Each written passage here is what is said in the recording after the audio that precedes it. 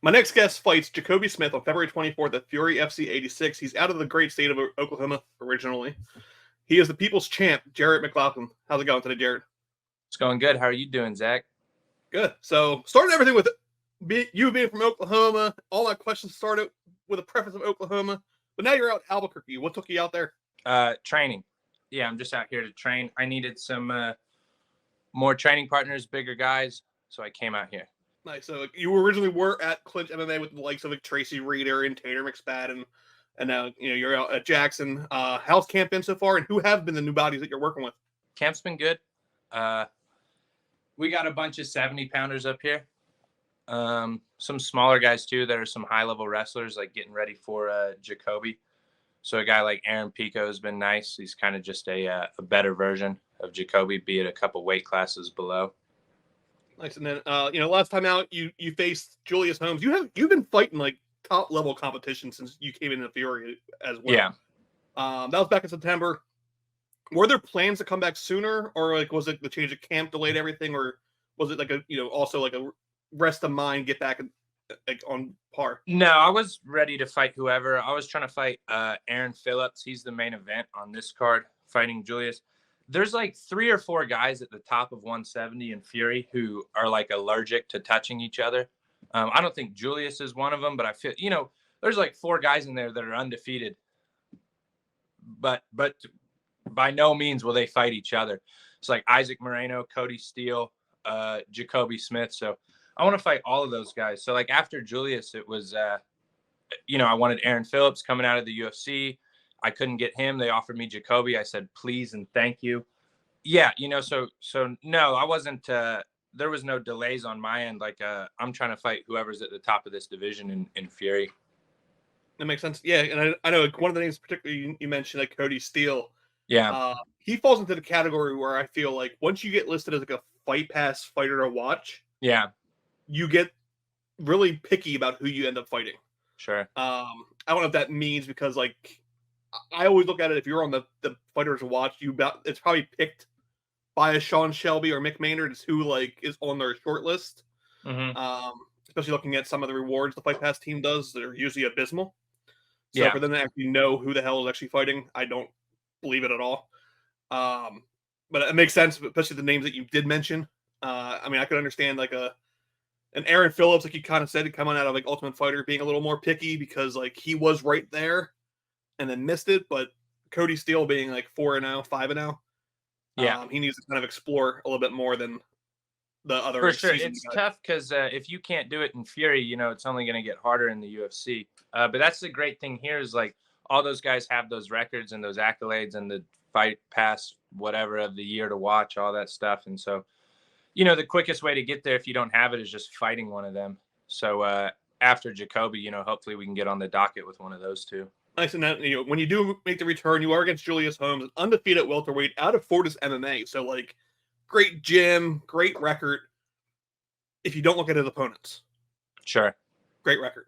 What are your thoughts about Jacobe? About Jacobe. Why did I keep saying Julius Holmes? You're not fighting Julius Holmes. You already fought him.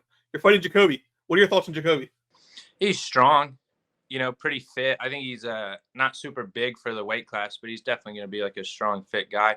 Nobody's really fought him yet, though. Like his opponents suck, and the only guys that fought him that don't suck are guys that were, fighting like the idea of who he was backstage, and they went out into the cage and they fucking, there's no shame in it. We've all been there, but yeah, guys didn't come out and put their best foot forward against him, and a couple guys gave him a hard time. Levon Lewis, I thought maybe, I wasn't sure who was going to get the decision when those two fought, and Levon was really a 45er, So I think Jacobe's like a strong wrestler, but I don't think he really knows jiu-jitsu yet. I don't think he really knows how to strike yet. I mean, he's fit and strong, so everything's hard against an athlete like that. But yeah, I don't know. By like the middle of the second round, the third round, I don't know how much of that holds up. I mean, we'll find out. Nice. And, we are a few weeks away. You still doing hard sparring now, or are you starting to wind down your camp at this point? I mean, yeah, I'll bring it down like a week before the fight. Still in the thick of it. And then, you kind of mentioned too, like a win here, you want to go after those names that are on like the cusp per se. Is there a name in particular out of that list that you want next? I named those 3 guys that like I said are they got a condition where they're not legally allowed to fight each other. But I want to fight Nico Echeverry too, maybe like right after I signed this fight with Jacobe. Then Nico Echeverry wanted to fight me right after I signed to fight Jacobe. So it was a little bit frustrating when a guy sees that like you have something lined up and then now they want you on a specific date, knowing right that you can't do this. You have a contract to fulfill for a later date. So really after I fight Jacobe, I'd like to go take out Nico Echeverry. Are you on I don't know if you're able to say this, a multi-fight with Fury, or is it like a 1-by-1 deal when you're with these guys? I signed a multi-fight deal.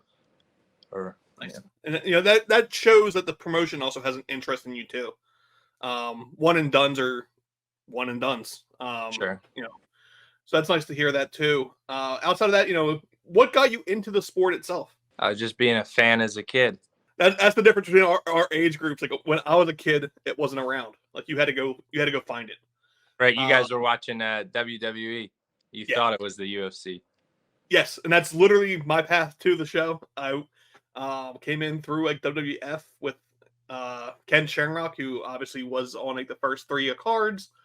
Whereas now you're introduced to it, YouTube, everywhere else. It's everywhere at this point. Zach, I watched. I was in a hotel room with my father a long time ago, and I watched Royce Gracie fight Ken Shamrock and choke him out. And my dad was describing Royce as like a snake who moved around on the ground. And so I started with jiu-jitsu. Those were the first guys I respected. If you go back and watch the early UFCs, it wasn't wrestlers who won. Dan Severn got submitted with a triangle choke by Royce Gracie, whom he outweighed by maybe 100 pounds. So, again, like analogous to the fight with Jacobe, like Jacobe's a good wrestler, man. I got better jiu-jitsu than he's ever felt. So I'm looking forward to going out there and using that. This sport started with jiu-jitsu winning. This sport started with submissions. Ken Shamrock, who you mentioned, great wrestler. Ken Shamrock came up short again against Royce Gracie. I don't know if Jacobe knows who those guys are, and I don't know if Jacobe's ever put in a gi on in his life, but I've competed against some of the best grapplers in the world, 80cc veterans like Elder Cruz. Like, I know what that level of grappling feels like, and I got no problem calling my shot and feeling like when we hit the ground, I don't mind if he does take me down. I like my guillotines, I like my triangles, I like my sweeps from guard. I like a lot of things against these wrestlers. Yeah, and that's a big thing too. You kind of hit it right there too. At the original days, it was the Gracie Challenge. Essentially, was what the UFC was when it first started. That is an interesting note too. How is he on the ground? Is he? A lot of people want to go to the ground until they're at the ground. Sure. Whereas, a lot of other people want to just stay on the feet and are a flounder on the ground. So, last question about the fight itself, though. Like, how do you personally see it? Like, do you see a finish, or are you just going to take this guy as far, wherever the win comes from? We'll win however we can win for sure. But, I've got 13 fights as a professional, across MMA and kickboxing and including my amateur fights too. I've been to the decision twice. I lost one decision. I won one decision. Every other fight I've ever had has been finished. So, of course I'm going out there and fighting for that. That's what a win really is. And I think that's kind of the difference is like, I don't mind where the fight takes place, but whether it's on the feet or on the ground, like I throw shots that are to end a fight on the feet and I shoot up submissions that are to end a fight on the ground. I think if you watch Jacobe, while he's really skilled and he's really strong, like I said, and he's a very fit guy, he can wrestle very well. Like you see him get put in positions and, he almost should send these guys a thank you card since they've never trained a triangle choke before, because he puts himself in one, and then they don't know where they're at either. Neither does he. It's like 2 guys wrestling around with blindfolds on, and so you see him kind of start to stand back up and just reset to the feet. But I think after I hit him a few times, I don't think he'll be comfortable standing back up and resetting to the feet. Like he's been just kind of running through these guys that can't really offer him any resistance. So there's no problem for him picking to fight wherever. But I don't know. It'll be interesting. I think I'll make him feel a little bit out of position on the feet. And when I hit him pretty hard, he'll want to start wrestling. But I think when we get to the ground, he's going to be in the same situation, a little bit out of sorts, a little bit on the defensive, and we'll see how it goes. Last question, and I'll pass the mic to you. I've noticed this from all the Oklahoma guys I've interviewed so far. And by that, they've all been clinch MMA guys.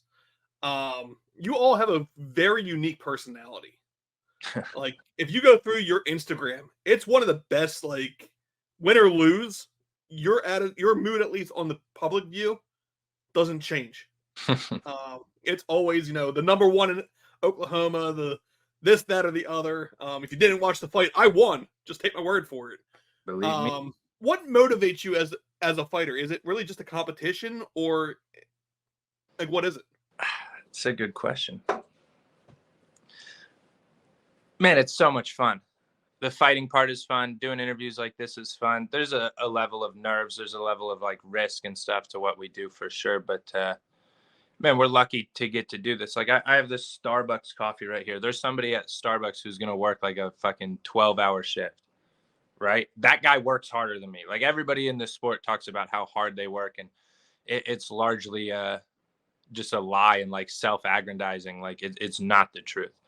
We're pretty lucky to be able to do this. Like by no means do I have any real amount of money, but I'm able to survive right now. Maybe in the future that'll change. I'm not super concerned with that, but at the same time, it is something that, you need money to survive in this world. But man, we couldn't be more lucky. This is a fake job. We have a fake career. I got to go out there and fight somebody 3 times a year and then put up posts on social media about it. Like, I do feel very fortunate to be able to do something like this. And that's part of like, again, like, man, what we're doing here is special and cool. It doesn't matter in any real way. Like the world does not go by because, me and Jacobe Smith are going to throw punches at each other.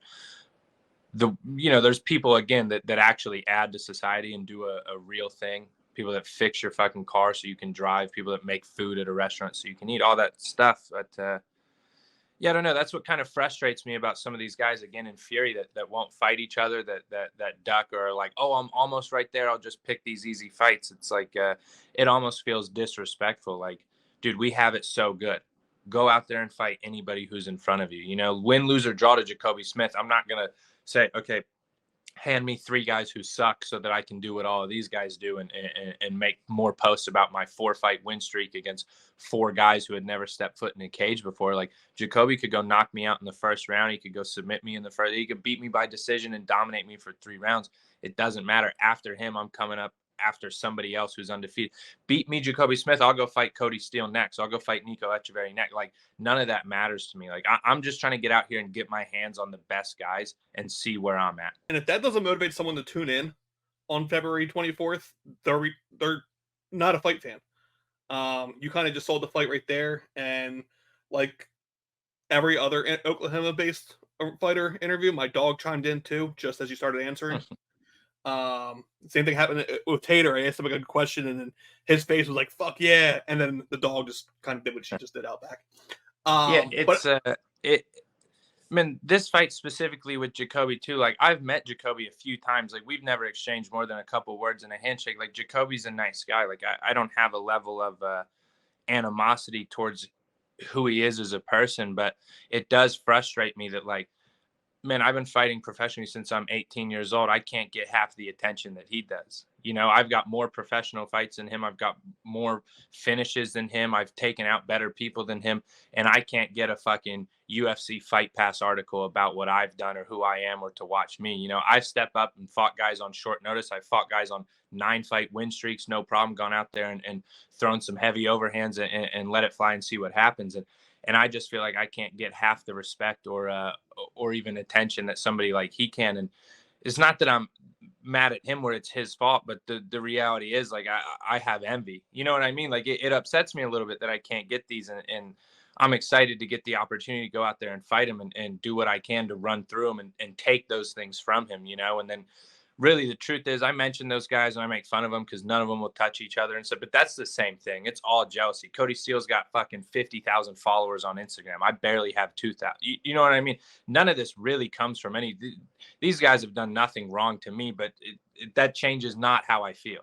I want what they have. And in this sport, the way to get it is to step in the cage opposite of them and take it. Yeah. I mean, the more universal analogy there would be the whole Nate Diaz call it a Conor McGregor from years ago, where Nate did all the work. This Irish bloke came in and got all the attention. Yeah. That makes sense. And like I said, just your last answer kind of sold me on the fight. I'm watching the card regardless. I think Fury does one of the best shows in the U.S. They're quickly becoming, I think, the number 2 promotion regionally. LFA still kind of number 1 at the time. Man, I think right now,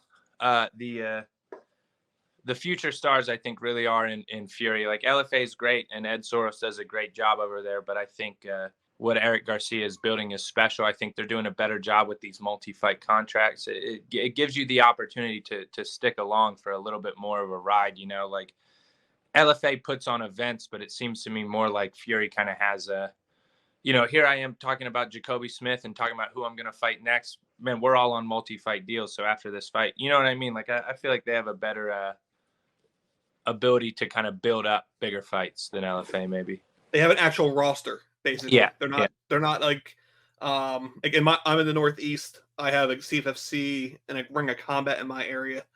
CFFC has a small roster. Yeah. With a lot of people who are come in and do a show. So it does hurt. Like I know I'm friends with champions over there, and it's like, who do you fight next? Because you beat the 2 guys on multis already. Who can they fly in at this point?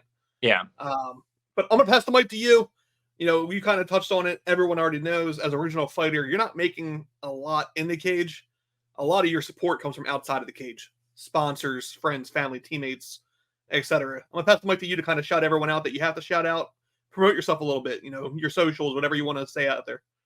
I'm afraid to do this, but, you know, Mike's all yours. Happy birthday to my mother. That's my shout out today. It's my mom's birthday, so happy birthday, Mom. Besides that, man, it's the same stuff. I'm fighting Jacobe Smith February 23rd. Watch the fucking fight. That was pretty bad.